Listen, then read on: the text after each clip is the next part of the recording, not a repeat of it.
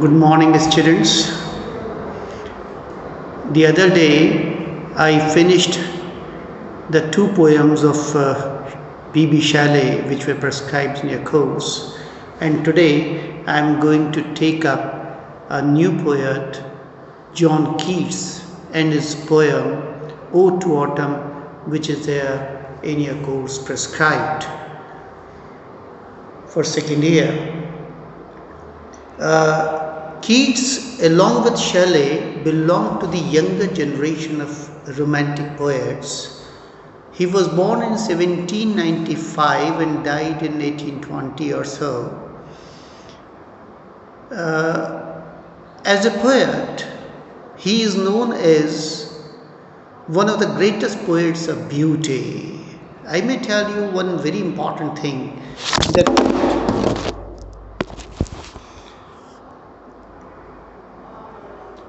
each of these romantic poets searched for some particular abstract idea, notion. For example, Byron was in search of power, Wordsworth was in search of peace, Shelley was in search of love, and here is Keats, who throughout his life was searching for beauty. Beauty for him is something pertaining to Godhood itself. Ultimately, actually there is a growth in his concept of beauty. He started his career as one searching for physical beauty, the outward forms, and finally he ended with philosophical notion of beauty, regarding beauty as a dimension of Godhood itself. So, Ode to Autumn, the poem which is prescribed in your course, is his maturest poem in the sense that it was written in 1819 and he lived only for 1 year more, not even 1 year more, he died. And it may be regarded as one of the most perfect small poems of English literature. I may tell you that the contemporary critics of Keats, they were not very happy with the type of poetry he was writing, but in the midst of all that criticism, Ode to Autumn was one poem which was regarded the greatest piece of the Romantic age, one of the greatest poems of Romantic age. The poem is very small, written in 3 stanzas of 11 lines each, iambic pentameter line, and it is a perfect poem in the sense that there is negative capability throughout the poem. The poet negates himself for the sake of autumn, and autumn is personified. Autumn, you know, is a season in which or during which we see plants and trees shedding their leaves. So autumn is Patijhar, and this is a poem.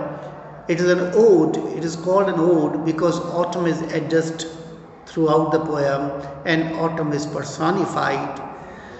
The poem, as I have told you, has got 3 stanzas.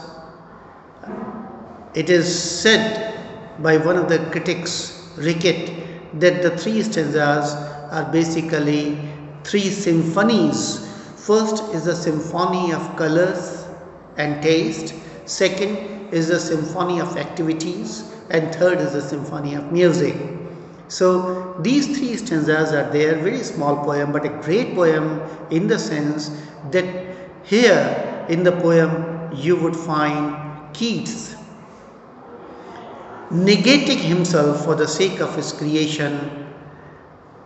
There is negative capability. It is an objective poem. We don't find the poet's eye anywhere in the poem. It is autumn, autumn, autumn throughout.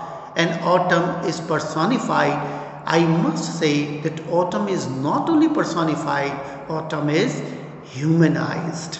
We feel that autumn is not at all a season here. Autumn is some Mr. Autumn or Miss Autumn who is being described by the poet. Written in 1819, the poem reads like this. The first stanza, it goes like this.